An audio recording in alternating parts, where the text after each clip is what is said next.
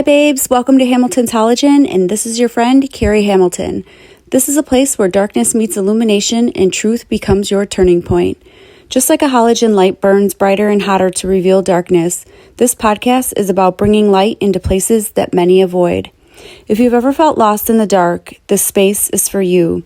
It's time to stop surviving and start shining. Hello, all my besties. I hope you are doing amazing. With Mother's Day around the corner, I can't help but reflect on life. I mean, I have 3 amazing children. I have been blessed to be called a mother. And I will say, when I went through my trauma, my hardest times, when I felt at my lowest, those who were there every single day with the most unconditional love was my children. And I have a sign that hangs in my hallway that says, it's Psalms 127, and it says, children are a gift from the Lord. And of course, I always knew my kids were a gift. I always clearly felt blessed and just amazed of the creation that I was able to make. But it really was a validation for me when I went through my darkest times and when I went into my spiritual awakening, because that's when everything is literally stripped from you. Everything of your ego, everything that you always saw yourself as, or, you know, all the work you did, just everything. But God made a way to have real, genuine love stay. And that real love for me was my kids. One thing I will say, and the topic I want to talk about today, is how generational things that you encounter, they are patterns in your life. So my oldest I had at age 24. I was still emotionally immature myself. I feel at times remorse, and I have to remember that, you know, they're still a gift, and you're still a gift as being their mother, and being present, and how being there is the most important gift that you can give your child. But I feel like my oldest was like my rough draft child, and I hate to even say that because it sounds bad, but you know, it's like I wish I could have changed so much with my oldest, but I was learning myself. I had never been a parent before, so I didn't know certain things or how to do certain things, and you know, I was learning myself.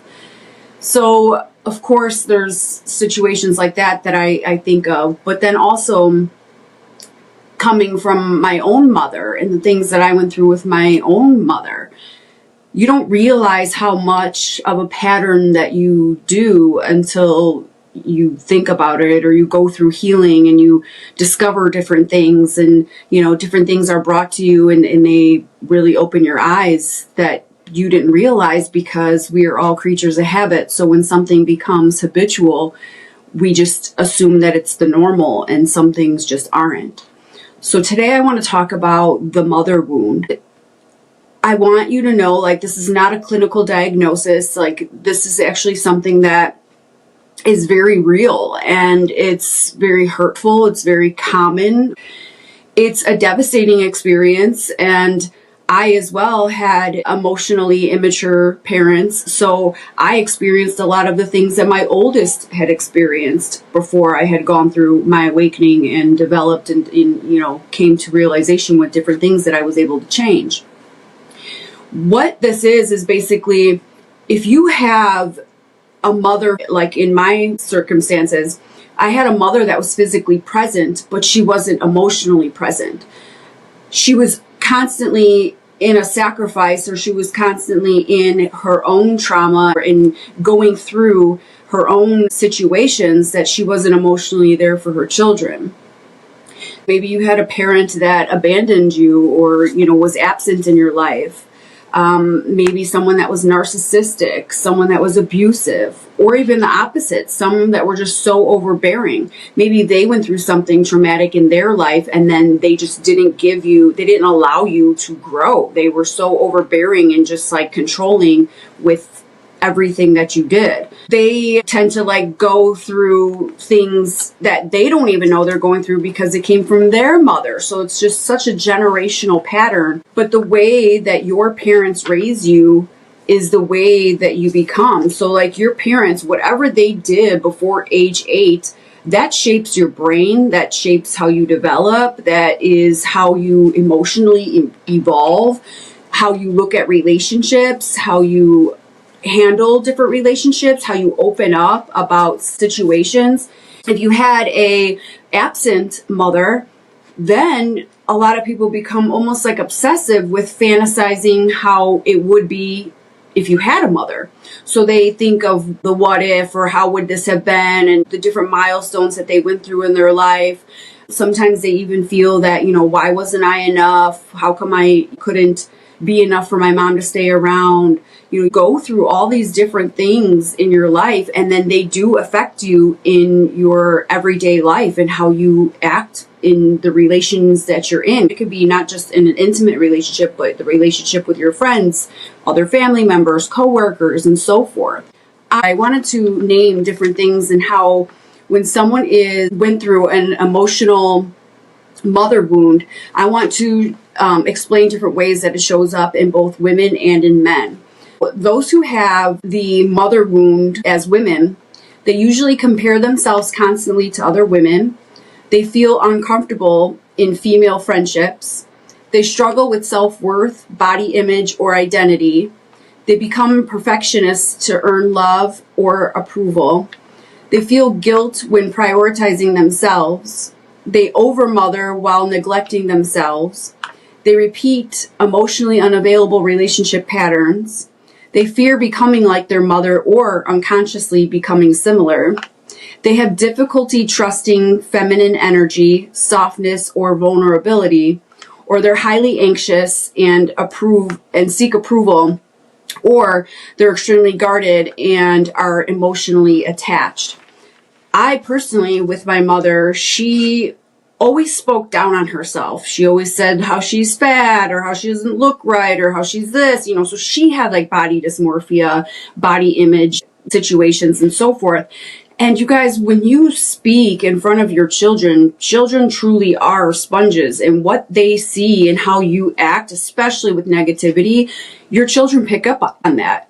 I grew older. I always had body dysmorphia issues. Like I always felt that even if someone gave me a compliment, I would look for some way or something that I could degrade myself with. Like they could say, wow, that's such a cute top. And I'd be like, well, my shoe has this hole in it. I would have to hear something negative to feel that it was okay to hear something positive.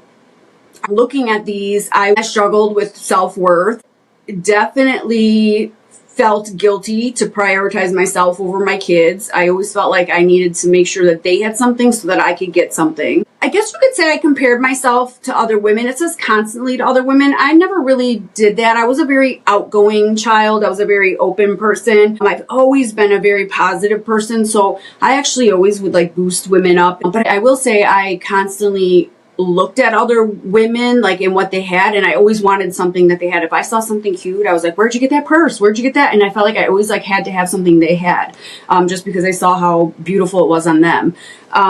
So I didn't notice like something like that was like a habit of mine. Definitely highly anxious. I'm anxious all the time, even now. I don't want to say I'm an emotionally attached person. Those who I became vulnerable with, and this is not just in an intimate way, this could even be in a trusting way with telling you, deep, dark secrets, or just being open to trusting you with my personal life and so forth. Like those people I do become emotionally attached to. Like I worry about them. I check in with them. I care about them. I guess you could say because of the abandonment on the emotional end with my mother, I very much so feared the abandonment once I found somebody that I could trust in that emotional aspect and be vulnerable with. So if any of these sound familiar to you, I hope that you could look into this, seek maybe solutions. I'm going to give all of you different ways to heal these wounds. Maybe some of you might be like, oh, I already know I have mother wounds. But I am sharing this with you because I really want to make sure that you understand where these things hide within us and how they do actually come out and affect us in our everyday life. With men, let's go into the men's list. So with men that have mother wounds, men struggle emotionally but hide it behind anger, avoidance, humor, work, or addiction. They have difficulty expressing vulnerability. They seek constant validation from women. They fear intimacy or commitment. They become emotionally unavailable themselves. They feel responsible for saving others emotionally. They attract controlling or emotionally distant partners. They confuse love with caretaking, performance, or sacrifice. They have issues with trust, rejection, or abandonment. They swing between needing closeness and then pushing people away. They're avoidant detachment, which means like they have to always handle everything, and they have to do it alone. Or they have anxious attachment, which is like, please don't leave me, I need you. Like they feel like they can't function without someone. How this shows up in relationships with both men and women is either overreacting to perceived rejection, becoming triggered by criticism, emotionally shut down during conflict, needing assurance constantly, choosing emotionally unavailable partners, staying in toxic relationships for validation, feeling unsafe with healthy love because it feels unfamiliar, or trying to earn love instead of simply receiving it. I share these with you because this is so common and it becomes a repetitive thing that you do. And right now in this world, so many are in that single world because they feel these different things. People are either not healing themselves and they're just having repeat patterns and repeat partners that they just keep doing these things with and moving on to the next person and poisoning all these people. Or they're in that single life and they've done the work in themselves and they are seeking someone that has done the work as well. We should always be healing because we should always want to better ourselves and feel better about ourselves. And I know that I did a video the other day, but I will just reiterate it. What you emotionally go through, you physically go through as well. Your body is literally all affected in everything that you do. It all works together. It's like one well-oiled machine, and you may not realize it, but it's true. If you are in toxic situations or chronic stress situations, those chemicals in your brain are constantly running and it's going through your entire body. It's causing inflammation, it's causing sickness, it's causing disease. This stuff is very crucial, and that is why healing is so important to do, not just because you should just be better, you should feel better, but also because you're focusing on long-term illness. And who doesn't want to be healthy? Your health is most important. You cannot do anything. You can't be a parent. You can't do, literally, you can't work. You can't do anything if you're not healthy. So if we have mother wounds, how can we fix them, right? How can we heal them? How we can do this is, first and foremost, you want to always name your wound. Awareness is needed when you are going to heal. Also, you need to feel your emotions because all of your trauma, all of your past experiences, all negativity, all of that are emotions. And what is emotions? It's energy in motion. We are all forms of energy that dictate our well-being. If you walk in a room and there's high tension, you could feel that energy. You could feel that there's something wrong or someone that's pretty poisonous in that room. It's the same thing when you hold on to trauma or hold on to past wounds. That energy runs through your body, and that's why you're either angry all the time, you're tired all the time, you dislike this or find a reason to be mad about that. That is all energy. So in order to heal that, you have to feel that, and then you can move on. So if you name the wound, awareness is key. So naming the wound is like, I don't feel emotionally safe. I was loved, but I wasn't understood. I had to earn love. I was criticized more than I was nurtured. Number 2, separate your worth from how you were treated. I am too much. I'm not enough. Those are all learned beliefs. Because the mother had abandoned you, you feel that you just weren't good enough, because if I was good enough, my mother would have never left me. Or I can't be loved because obviously if I could be loved, my mother would have never left. Those types of things. You also have to reparent yourself. You have to literally rest without guilt. You have to speak kindly to yourself. You have to protect your peace, your energy. Validate those feelings. Another way is connecting with Mother Earth. We have natural ways to heal ourselves in this world, and yet everyone is so quick to jump to medication and, find the fast fixes, because we live in this convenience world with just everything being a fast fix. Listen to your body. Take time. Go in nature. Listen to Mother Nature and literally feel it through your body to feel where you can embrace peace, quietness, just earth and life in general. You need to grieve. You need to grieve the mother that you needed, and you need to grieve the mother maybe that you didn't have, that wasn't there. Grieving is a way of emotionally releasing that pain and suffering, whatever it is that wound had caused. Sometimes the deepest healing starts when you stop waiting for someone to become who they may never be. Heal your nervous system. You have hypervigilance, maybe you have fear of abandonment, maybe you have an emotional shutdown, maybe you totally shut down in heightened situations. Those types of things, you have to do breath work, you have to do journaling, prayer, meditation, go see a therapist, do inner child healing, do exercises. Things like that are going to help you regulate that nervous system and calm that energy down, and even close the cortisol levels that are releasing in your brain, or the adrenaline levels that are releasing in your brain. Set boundaries without guilt. Emotional boundaries, physical boundaries. Boundaries aren't walls to keep people out. They're bridges to only let the right ones in. Emotional boundaries are harder conversations with less access. Stop reacting to the pattern. So stop allowing yourself to be that wound that came from your mother. Don't go after emotionally unavailable people. If someone shows that you are not important to them, trust them. If someone shows that they don't want you or they don't like you, trust that and move on. Don't chase it. The dopamine is what makes you chase that. You feel that because your mother's absence, you felt you had to chase or get validation for.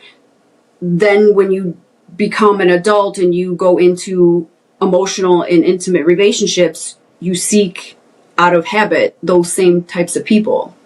You seek that validation, that approval. You become overgiving or a people pleaser. Choose peace over being familiar with the reality and the environments that you are in. Allow yourself to receive love differently. Love can be calm. It can be supportive and consistent. Choose presence over absence. You don't have to suffer to deserve connection. Healing the mother wound is realizing that you were never hard to love. You were simply carrying unmet needs from someone who was wounded too. You're not responsible for the wound that you received, but you are responsible for the healing that you need to do in order to be at peace. In Epistle to the Galatians 5:1, it says, "It is for freedom that Christ has set us free."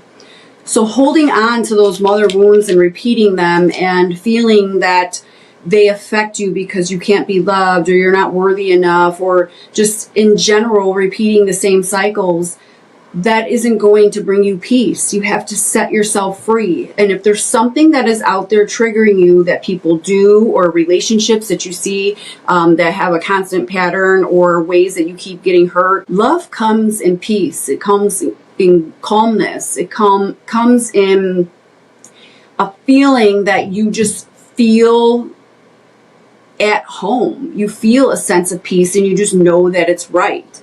And those are the people, that's, some call it discernment. I know the people that are meant for me now, being in this healing journey, who are meant to be on my journey with me, because they come in peace. They don't cause chaos. They don't cause drama. They don't say negative things. They don't do negative things. All of that negativity, that baggage, that weight is exhausting. And someone that has done the work and healed themselves to a level of peace, they just don't want that in their life. They can't even physically keep up with it anymore because they have released all of that energy that when they do get people that are toxic in their life, it is draining. It is literally like you have to go take a nap. That's how I feel with negative energy. I feel like by the end of the day, I have a pounding headache. And at like 5 o'clock, I'm like, wait, it's still bright outside. Like I want to go to bed because that energy is just so heavy. Let that go. Stop carrying that baggage that you don't need. You cannot change the past and what has happened to you, but you can change the future and how you relate to other people in life. Just because your mom or your dad or whoever did you wrong or made you feel a certain way, that doesn't mean that you have to honor that feeling by keeping it in your pocket and holding it day to day and projecting it on other people. Come to a place of peace with that and allow peace in your life. You can be loved. There's nothing wrong with you. You can be of value, but you have to see it in yourself first, and you have to realize the patterns that you're repeating to know that you deserve better. I hope that this has helped you. If you are maybe one that is going to Mother's Day and you're kind of regretting it, but you feel that you're going there because you have to appease your mother, maybe even your parent might be abusive. If you are in that situation, know that you don't have to let anyone treat you any way. You can place those boundaries and put your foot down and say, I'm not being treated like this anymore, until they can come to a place of peace and they can respect you. Maybe you just have to love them from afar, and that's okay. You're not disrespecting your parent. You're not writing them off. You're not saying anything in a negative manner. You are just respecting your peace. And sometimes that is where you have to help the fact that that person doesn't want to change. They don't want to heal their trauma. And if you are by them, you become sick. There comes a point where if they don't want to help by accepting different things or addressing their wounds, you can only change yourself. As we close, let's recap our discussion. Healing the mother wound isn't about blaming your mother forever. It's about finally choosing yourself enough to stop carrying that pain that was never meant to define you. The moment you become aware of the wound is the moment that you become capable of healing it. And maybe it's the most powerful thing that you can do, which is to become the love, the safety, and the compassion that you once needed. And if you're a mother with a broken relationship with children that you have, please focus on rebuilding those relationships before seeking a new intimate relationship, because healing the bond that you helped create can change generations, it could restore hearts, and it could bring a kind of love that no outside relationship could ever replace. Until next time, protect your peace, honor your healing, and keep becoming the light that you are. I'm so proud of you. See you soon.